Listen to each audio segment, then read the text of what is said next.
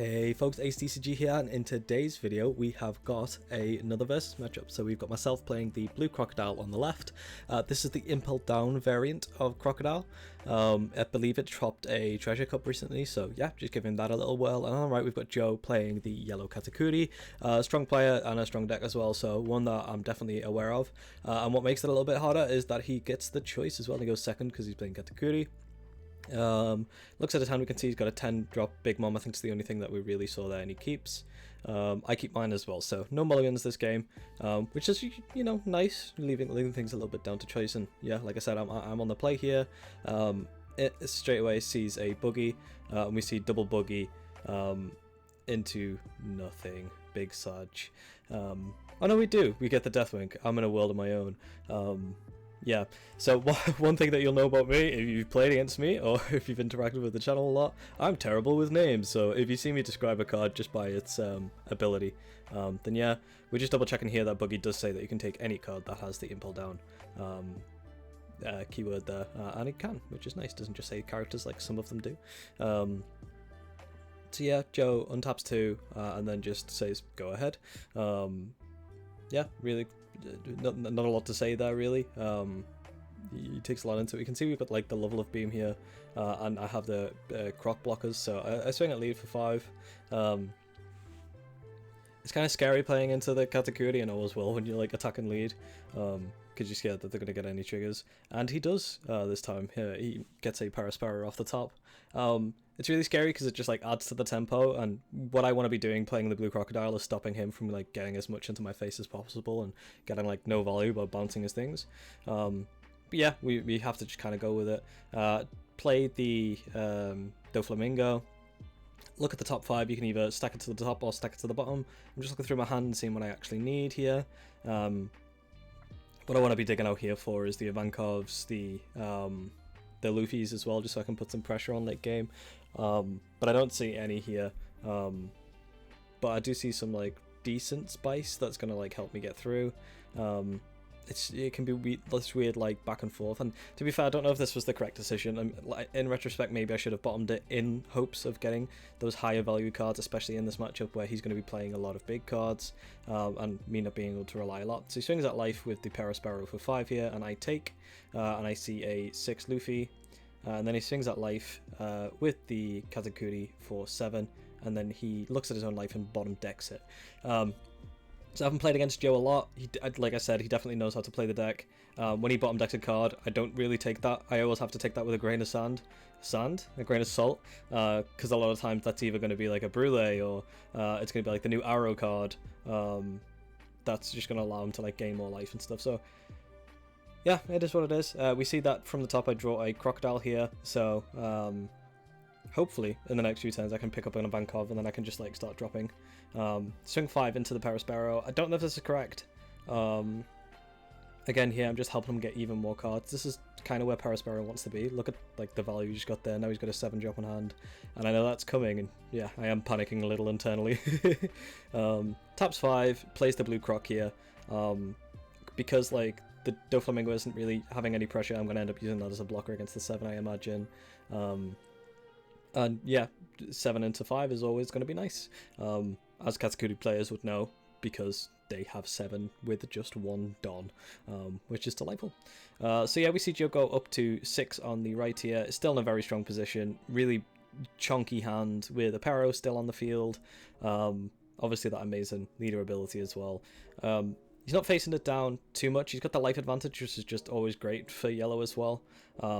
One thing that I do struggle with the Crocodile a little bit is just like counter materials. Like it can be really hard because you can, there's a lot of different builds, and like in this build it runs quite a lot of event cards, and it's like, but when do I ever play my cards if I'm keeping Don up for event cards? And it's like you're slowly just waiting to die, which sometimes can be the case. Swings 6 into life here with the Parasparrow. I counter for 2 with the, I think that's one play. I'm going to say it is. Swings 7 at life, checks top, and decides to keep it there, which is always terrifying. So yeah, I just blocked that with my Dofi, and then we see him tap the 4, remaining that he has, and play the 4-drop Katakuri. This is a card that we've been talking about a lot recently.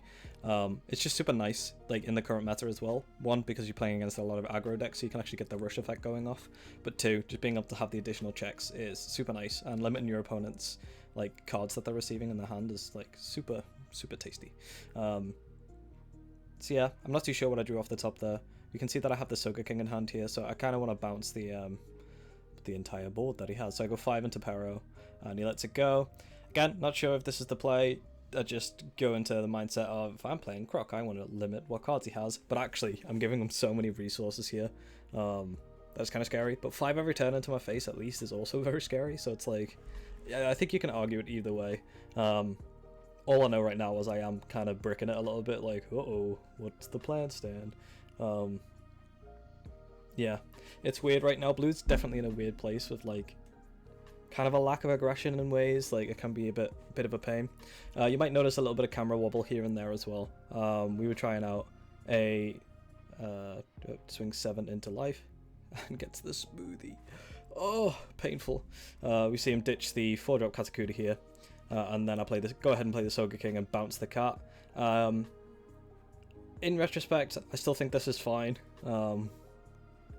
Really, yeah, like, it is what it is. If I bounce the smoothie here, I'm kind of just like expecting him to like actually have an extra counter here, and I don't see him playing the cat, because usually here this is where they want to be playing the 7-drop Big Mom. So yeah, not too bad. I've got a Soga King on field, still got my Crocodile, so I'm feeling pretty okay. You can see that I dropped the Luffy and the Deathwing here. Again, we can always look back in retrospect and be like, is this the right play? Have I kept counter in hand specifically because I'm scared of getting whacked? I know I have a 5-drop Croc in hand again here, but that Luffy with the double attack can be really scary, so maybe it would have been the play just to keep that. But I don't know. Who knows? This is a decision that we went with in the meantime. So he's just thinking over. Joe has like a lot of experience, one with the game and also with the deck, and he'll do a lot of things that you don't expect. So like I mentioned here, he's on an 8 Don turn, so you either expect a 7 swing with Katakuri, maybe a 5 swing with this movie, and then drops the 7-drop, and I'm still in a poo situation. But he thinks outside the box a lot, and sometimes he'll go against the grain a little bit, and utilize his deck's advantages here, and that's something that I definitely think like a lot of Katakuri players can learn from. It's not just a script where every game is the same.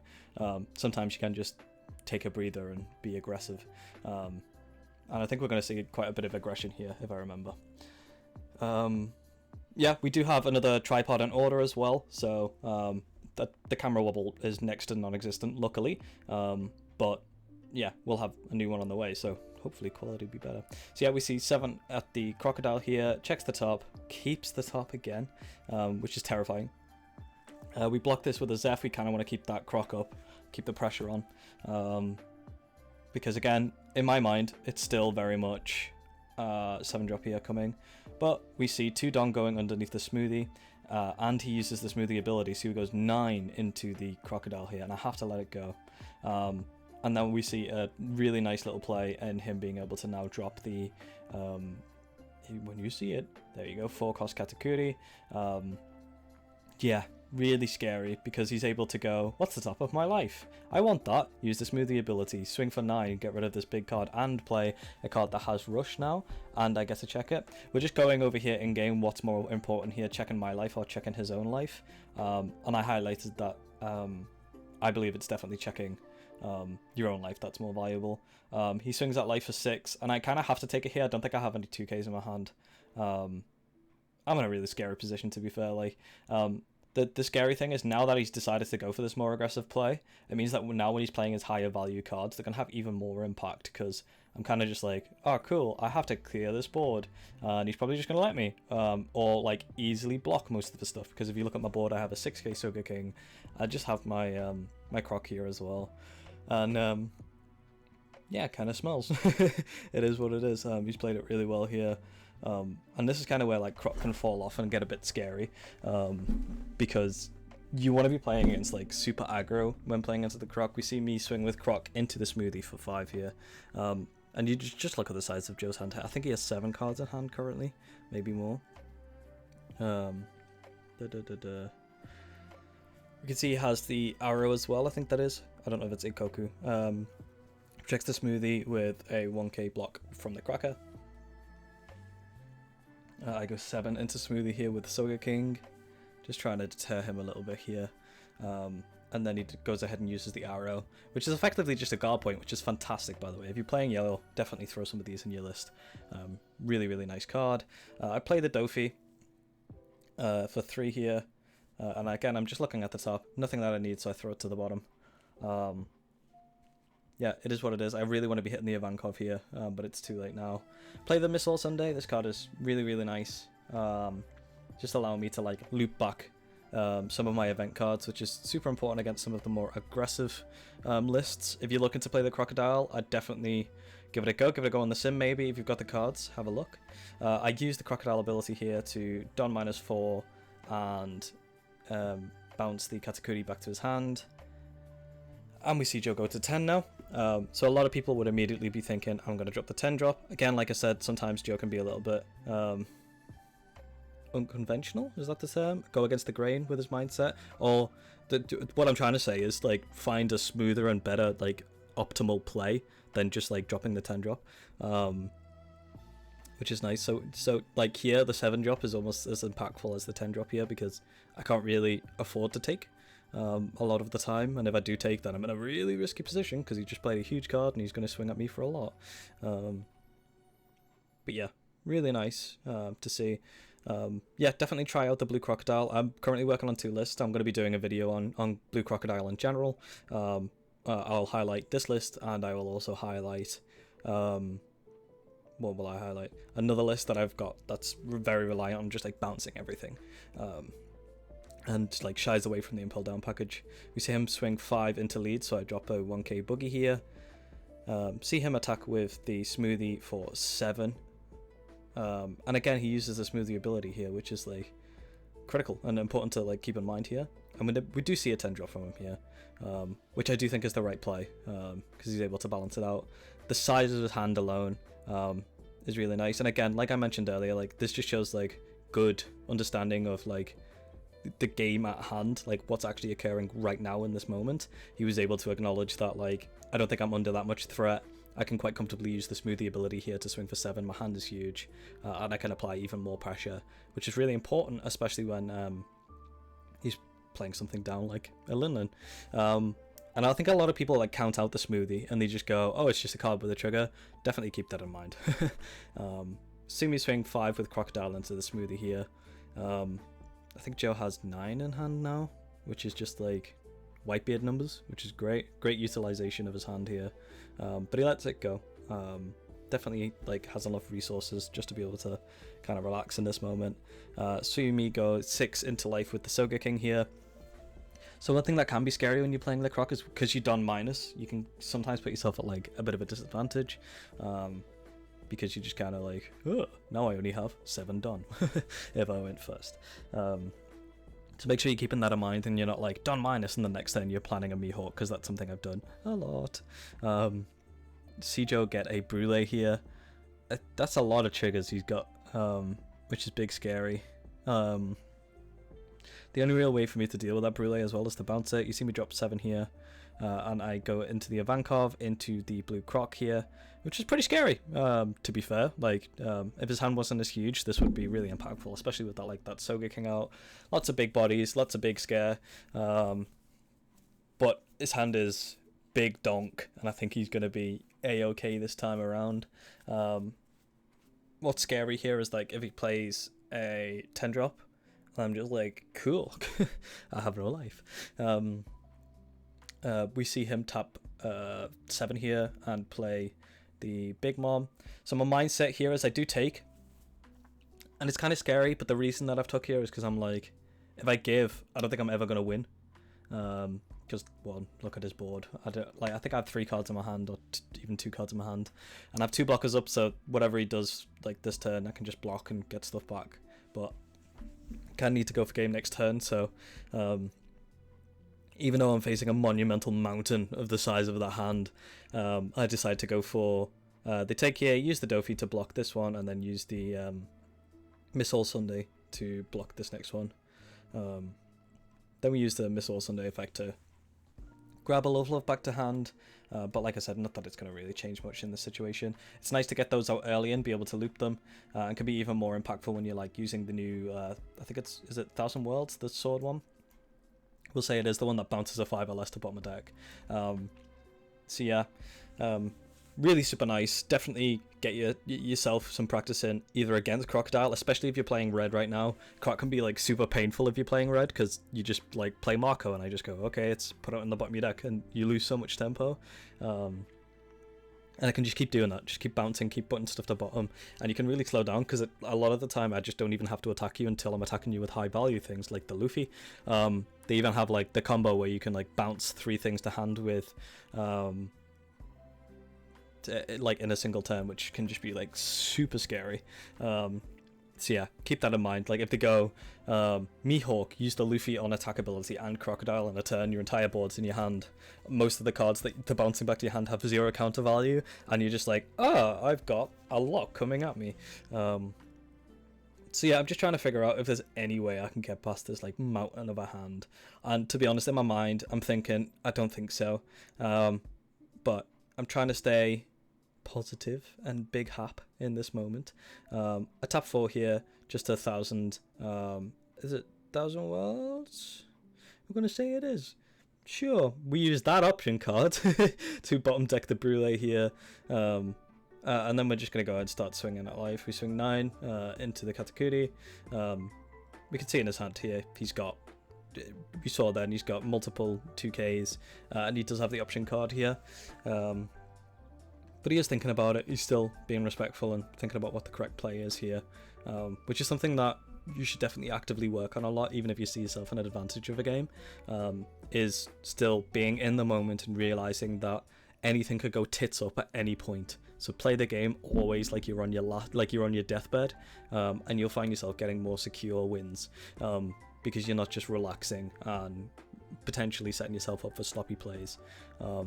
So yeah, you can look here, I've got the Sogeking coming, the Croc coming, and the other Croc coming as well, which are huge bodies and can be scary, and he definitely does still have to like stop and protect first. I do only have 3 Don open here though, so for this he needs 5k counter, or you could just take this one. He does decide to go for the take. You'll see him put it back down now, but we're just talking over like the correct plays. Joe and I did practice and train together, especially because like we've got regionals coming up, and it's nice to be able to talk through like correct plays in live sometimes, because those are the moments where you can really like learn, is this the correct play, is this the correct line, is this what I'm supposed to be going for. But yeah, he does decide to take this. We are just talking it over. He already knows what this is as well. Is an important bit of information to share, and that's why he's thinking about it so much. But yeah, he does take this. For anyone like getting ready to type in the comments, why is he looking at his life? It's because we're actively like talking over the board about whether he should take this one, and I'm just highlighting what he can see here. What's the actual threat? What's the biggest number I can make here, which should be 10? Can you stop 10? You've got, and I'm mentioning that you've got 1 done open, so you might have the event card in hand if you've got any 2Ks. Yeah, you're going to be fine. You're going to need 5k for the Croc, max 2k for the Sogeking. Yeah, and he sees, like I mentioned, he takes here. And at this point, I think he has like 9 cards in hand. Which is something that I actively ask a lot as well, just to be on top of. But we're facing a mountain. So now I'm making the small decision of... do I just go for game here, or do I like play down my blocker and then protect the love? But I don't have the life and I don't have 2 blockers, so I just go for game here. And we see me swing for 6 with the Sogeking, and I take a little while here to decide. I think he still has 8 cards in his hand, and I have 1 attack left, so you'd have to have a monumental amount of bricks and not have the event card for this to be able to come through. Like, it'd have to be all bricks. Like, say he has 9 cards, you'd have to only have 5 1k counters and no event cards in hand. But that is something that we've kind of just got to like keep in mind and not let our hopes get up. And I don't know, maybe he has bricked a little bit. like I said, we are still making that decision here where we're like, do we just play the blocker? So like, but I know he's gonna play the correct line. He's not gonna like mess up here and like bonk it. I've only got 4 cards in hand from the looks of it there. I've got no other resources coming, and we're just talking through like what the situation is here. I'm just being self-aware, and I do stack the 3 underneath the Croc. We see the arrow come out, so it puts the Croc down to 7k again. See the 2k, which puts him down to 5k, and then we see Istrusen, and then we fist bump the game.